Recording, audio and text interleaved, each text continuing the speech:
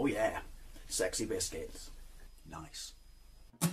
London Blues, 1975. YouTubers on the rise, reviewing games late at night and sometimes friends used to bug Lord Boys Blues, 1975.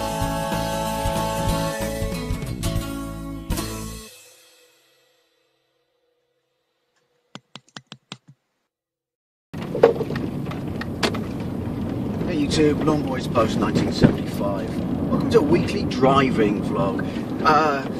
Yeah, a bit of a harsh title, but it's something I've been thinking about for absolutely ages. And you know, this whole sort of Fallout 76 debacle has really kind of put it into perspective. I mean, it's nothing new. Games being released, thanks mate, unfinished, stuff like that, having to be patched later on, multiple patches, bigger and bigger patches the more generations, you know, progress. But I mean, did the internet ruin games? Do you know what I mean? Now, like I said, bold statement, but the internet is great, you know. I've been, you know, on it big time. Fucking windy, mate. I remember, like, you know, being on my 33k modem. I remember when 56k V90s were like fast, playing Quake on it, stuff like that. You know, and surfing the web, and you know, all the information on tap and stuff like this. And like I said, multiplayer games and things like that. And obviously stuff like Fortnite is absolutely massive nowadays and things like that. I'm not really talking about that side of the internet. The internet has complemented gaming, you know, a lot, you know, when used correctly, and it's made it, you know, a great place. And obviously also, you know, the immediate access of communication with other individuals anywhere around the world, and gaming with other individuals, and Skyping, calling, stuff like that. The internet is fantastic. That's not what I'm talking about. I'm talking about the detrimental effect that the internet has clearly had upon games, game development, making of. To some degree, it's not. Maybe it makes sense a bit more. By the way, that block of flats on the left is the block of flats from Only Fools and Horses, Nelson Mandela block. Only it's not called Nelson Mandela block because it's not in London. It's in Bristol. True story. But yeah. So the point I want to make here, if you think back to the generation of, you know, Dreamcast, PlayStation 2, GameCube, and original Xbox, although you could argue that patching to some degree did still sort of start on the original Xbox, because that was the generation where internet just started, or Xbox more so than anything else, but internet just started to creep in. All these machines had potential internet, and what was it, because of Drivergate, that game was patched and improved, so Driver 3 plays a lot better on the original Xbox than it does on the PlayStation 2. But the point I want to make is that generation, the internet was just creeping in, but not in such a way that it could patch and everything like that. And I love the 360 generation, I really do, but that was the generation where it really kicked in. And ultimately, because of the fact that high-speed internet, I should say, when broadband became sort of universally affordable, then gaming ultimately lost some of its quality. If you think that generation with the GameCube, PlayStation 2, etc., was what I like to call the honest generation. Stuff wasn't released unfinished because they knew that they could patch it later. It was basically released and they knew it was shit.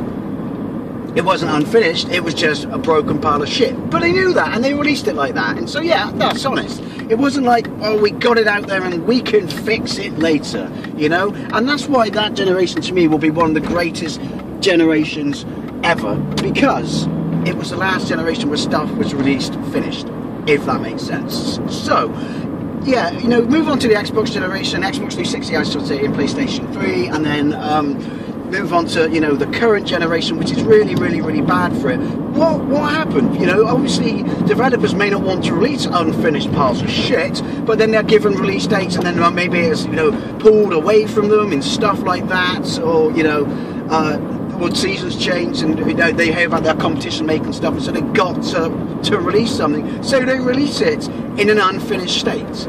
I mean, it's terrible. Let's go this way. So they release it. Oh, you're going this way too, you bastard.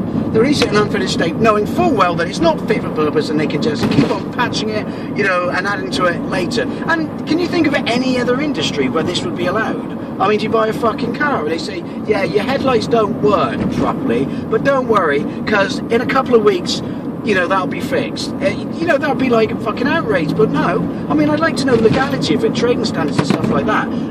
Fucking suction cup has the power of an asthmatic ant. Yeah, so, you know, like, there must be some sort of legality. Someone must have tried. Well, there's these court cases actually going on right now with Fallout 76. This would be quite interesting. Has it happened before now? I don't know. That's why I'm talking about it. But to be able to just release it, and then, I mean, that's one thing that annoys me. You know, it annoyed me in the last generation, but it was never that bad. But it still shouldn't have happened. I mean, I remember, oh, what was it? Medal of Honor Warfighter. That was fucking unplayably broken, you know, until a couple of patches later, and then it was a good game. But imagine if you buy that system after the servers go down. This is why I mean it shouldn't be allowed. You buy it after the servers go down. You can't patch it. You have to put up with it in that incredibly unbroken state. But hey, that's not as bad as this generation. There'll be loads of stuff on this generation. That's turn the heat down, I bet it swallows. On this generation, that once those servers go down, it's useless. It's a paperweight, you know. And again, I'd like to know that surely that shouldn't be allowed. You're paying 50 quid for a product, and you won't be able to use it. So, you know, this would be interesting about Fallout 76. But yeah, the current generation, when, you know, you stick your game in on day one, you stick your game in, and the patch is like 30 gigs, which is 3 times the size of some of the games on the last generation. I mean, what the hell? This is what I mean. I wouldn't take the internet away or anything, but can you imagine if the internet broadband didn't exist? There you go, broadband didn't exist.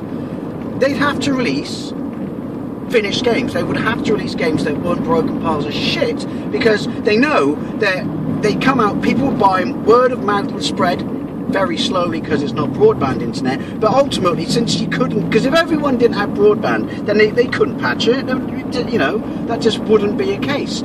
And so that game would be broken forever, and people wouldn't buy it or play it because they know there'd be no improvement. I mean, you could argue that's something wrong with this generation, which is people have become used to it, so they just accept it. So these companies and software houses, whatever, can bang out shit because they know that deep down there is a good product trying to get out there, and that people, you know when that finally is resolved or the issues are resolved, then it'll be worth playing. So they persevere, they put up, and they wait with the endless patching. Although you could argue that for once, for Fallout 76, the worm is turning. So yeah, imagine that no broadband internet, you would have to release finished games. You know, maybe it would make them wait longer and longer and longer, you know, like development time and stuff like that. But to be honest, would you care about that now?